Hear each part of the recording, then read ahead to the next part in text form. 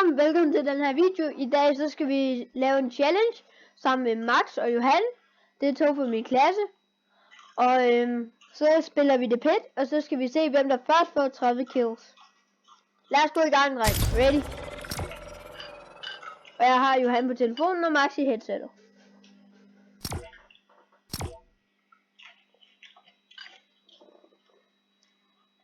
Og det er bare 30 kills. Jeg ser hvem der får den her gang.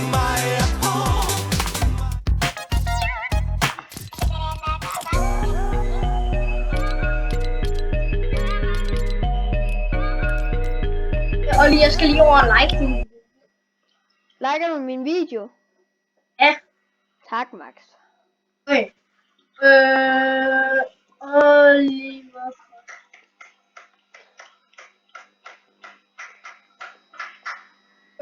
Jeg kan ikke se det.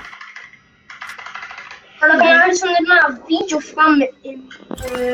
kan du godt huske den? Ja. Ja, jeg hende der, du ved hvem. Hvem? Altså, du ved... Nå. Og bare helt sådan frem. Videoen kommer det ikke frem. Ja, hende taler vi ikke om. Hun er en idiot.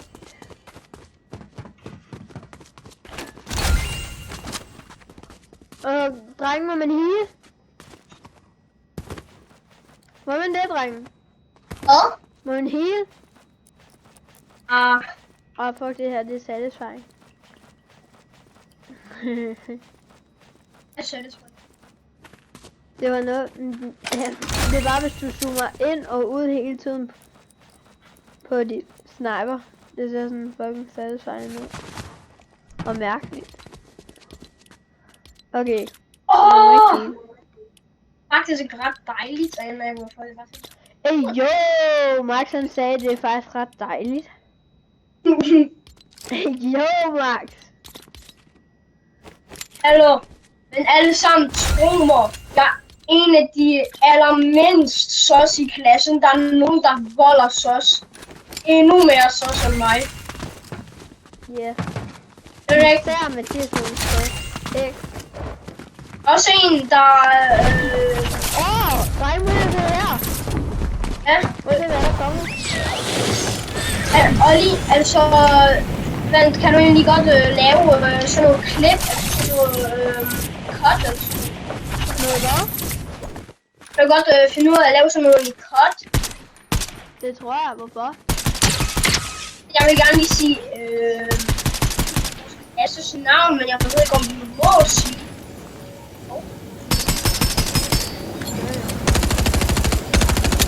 Hallo Max, du nævner bare hendes navn nu, hvor hun også har nævnt mig. Okay. Men det er fordi, der er også en fra vores klasse. Der er en fra vores klasse, der starter med A, men jeg gider ikke helt at sige hans navn, fordi jeg ved ikke, om jeg kan få lov. I dag, da vi skulle lave sådan noget agtig massage, hvor vi lavede en burger, så sagde han bare sådan noget, boller. Boller? Og lige, jeg skal op på, altså jeg har allerede fået 2 kills. Det er fordi, jeg har allerede 6. Okay, Max han har fået 2 kills.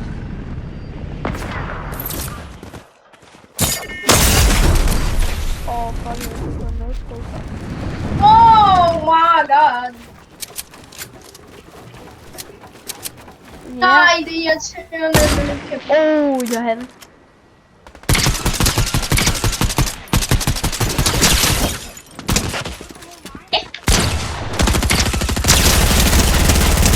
Okay, Max han har 3 kills.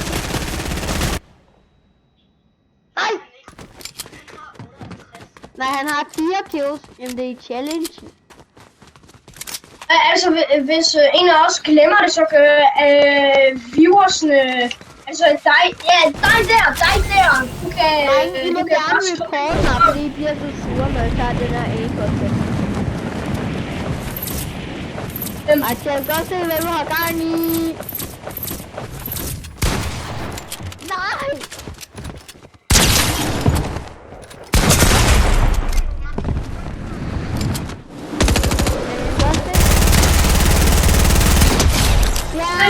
Jeg har 1 kill, og Max han har hvor mange... Nej, motor bare! Hvor mange kills har du, Max? Jeg er sådan 5 eller sådan noget. Vent, hvis jeg starter her. Jo, jeg er sådan...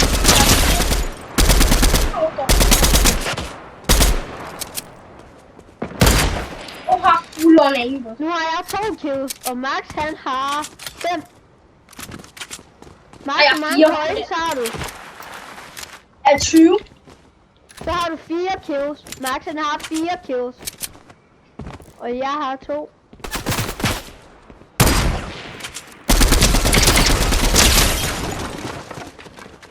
Nå, jeg ved godt, hvad for en du bruger. Den har jeg også.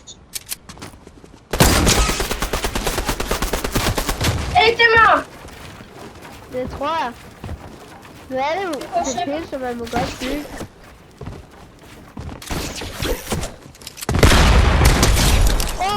Jeg har 3 kills, Max han har 4. Okay, jeg tager en våben, som der er skide irriterende nu. Nej. Og I bliver totalt gennemflækket med den. Hvad? Der er totalt gennemflækket med den. Nej, hvor er du?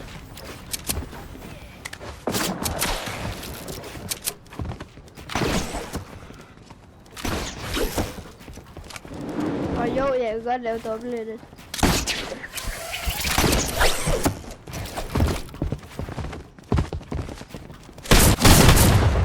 Jeg finder 20. Nej, er det drunken?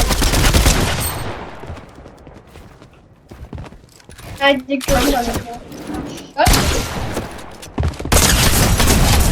Nej, hvad er det så for en? Jo, det er drunken.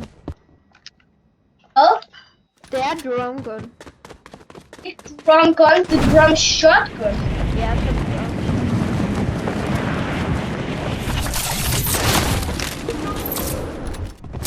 Når det er deroppe, Seabot han er.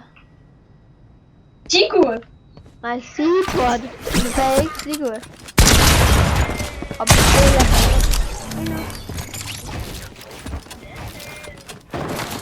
Jeg sagde, at jeg hader at spille Fortnite med Johan. Fordi han bare stod deroppe og camper. Ej. Jeg elsker at spille Fortnite. Hvorfor kan jeg ikke reset det?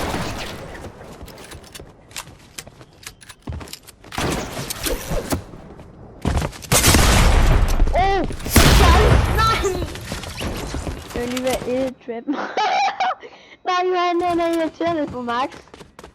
Og nu er jeg irriterende på Johan. Kom, Johan! Kom, tryhard, men jeg er jo red. Hvad så, Johan?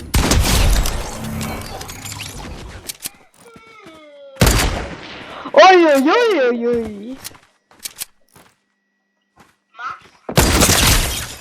Ej, vi begge to ramte hinanden.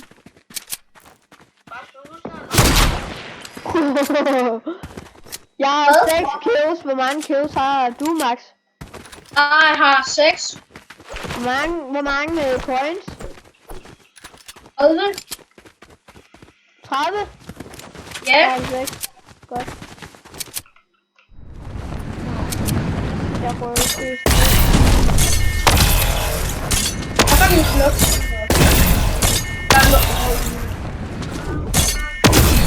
Det vil han gøre rigtig fint. Det er lige den der strat til at komme op.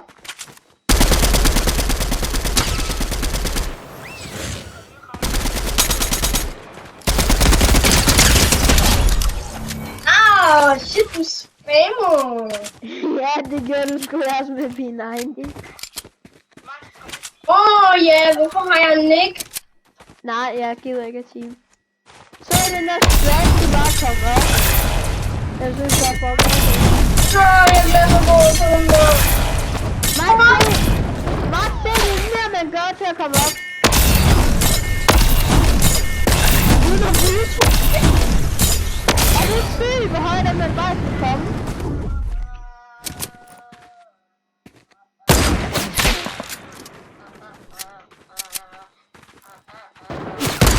rundt i hele.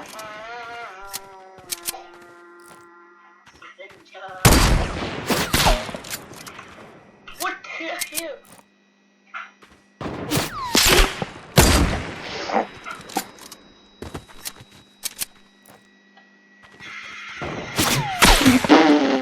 Jeg fik ham til at skyde.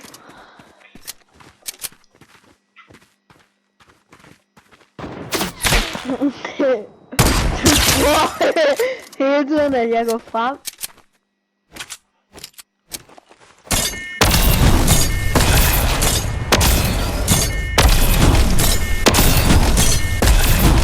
What?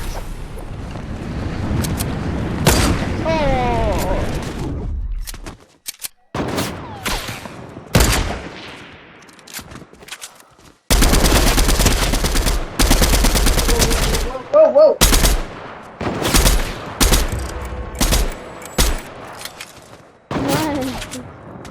Okay, jeg prøver lige at lave quickscope. Lad os prøve at lave noget andet.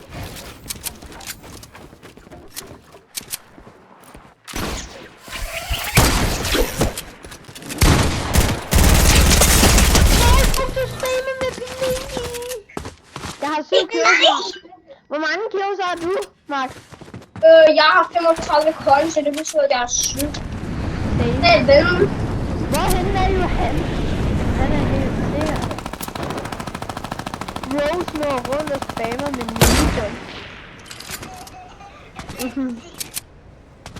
Det var fucking sjovt. Max, se Johan biler med minigun. Holy shit! Lige skal. Har du ikke 40 kills? Nej, har du ikke 40 coins? Jo, ja, så det betyder, at jeg har 8. Dreng, vi skal have 600 coins, før vi har 30.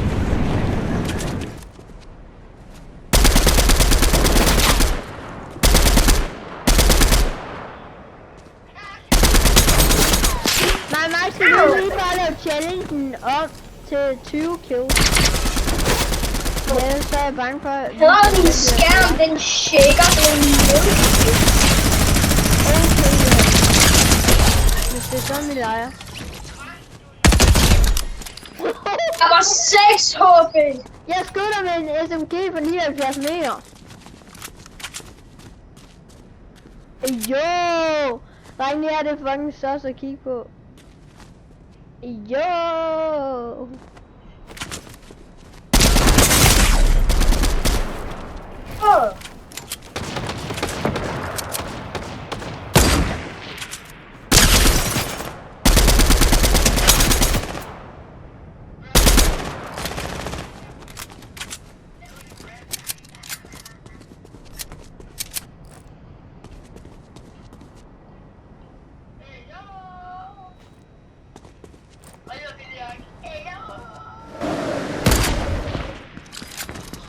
Gennem væggen. Jeg kan godt se din arm. Jeg kunne godt se din arm, men jeg burde... Jamen, så skal du bare skyde min arm. Jeg kunne ikke nå det.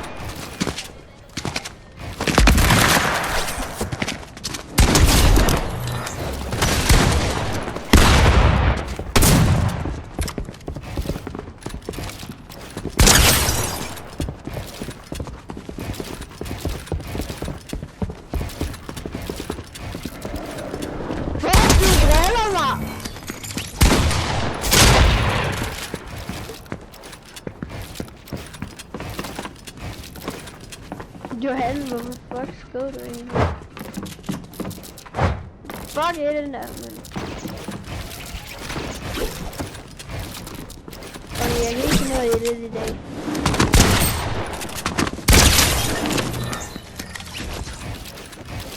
Jeg kan ikke finde noget i det!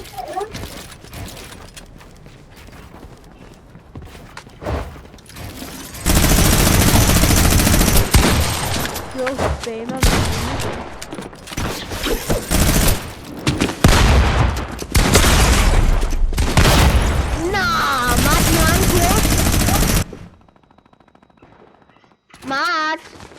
Ja.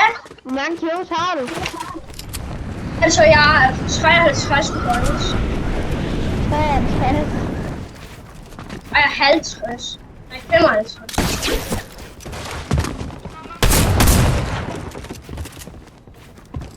Nej.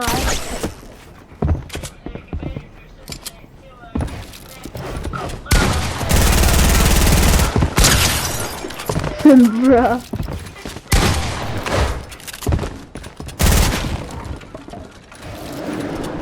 Bro falder ned.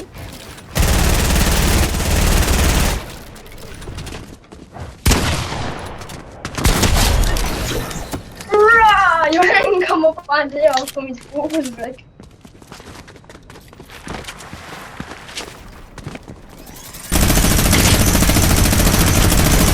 Max, jeg har brugt den Johan. Så du spiller med det.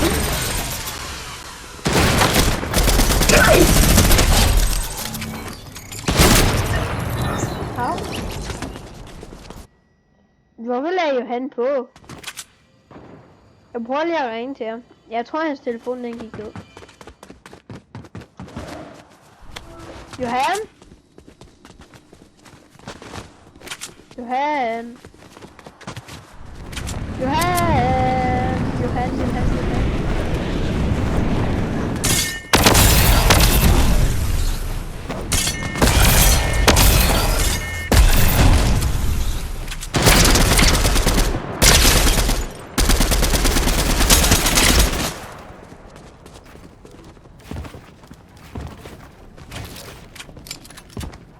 Johan han lagde på.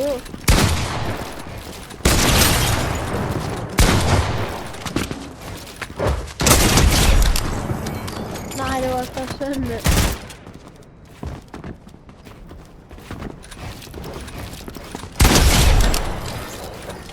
Easy, Max. Max? Max?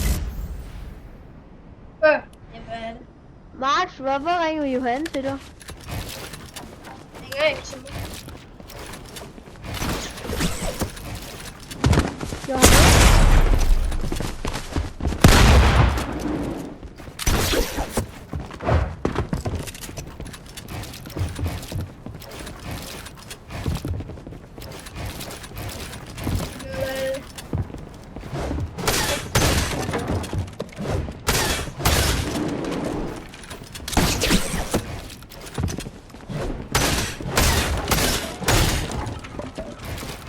Wow.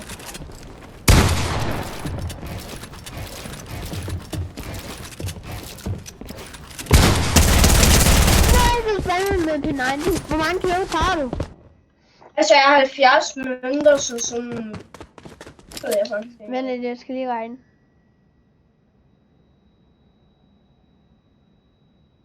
Jeg har 18. Tror jeg nok. Nej, vent lidt.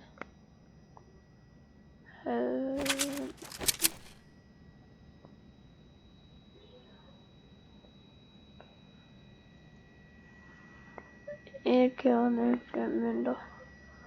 Så hvis det er 50 mønter, så er det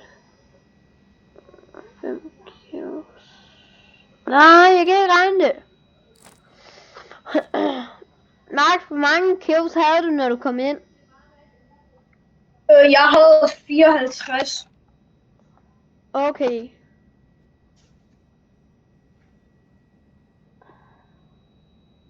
Mindre. Det er 4 kills. Hvad? Jeg har 4 kills mere end dig. Hvis du har Har du 70. 24? Har du... Hvad? Hvor mange kills har du? Nej, hvor... Vent lidt. Hvor mange Du mønter jeg har har? 14 kills. Er 14? Ja, og jeg har 18. Så jeg mangler kun 2 kills for den her video. Hvor er den ikke?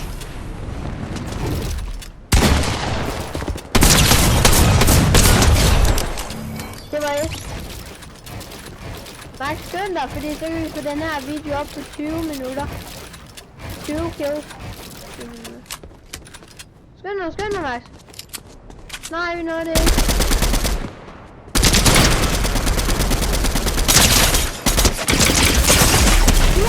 Okay, spam og rive, mand. Nå, Max bare return til lobby. Jeg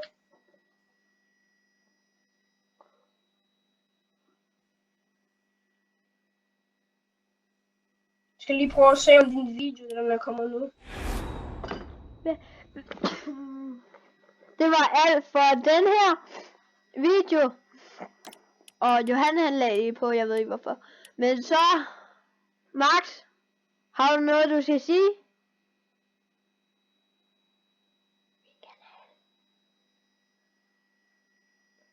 Nå, så siger jeg det bare.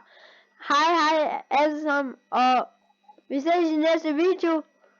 Husk at like og subscribe. Hej hej.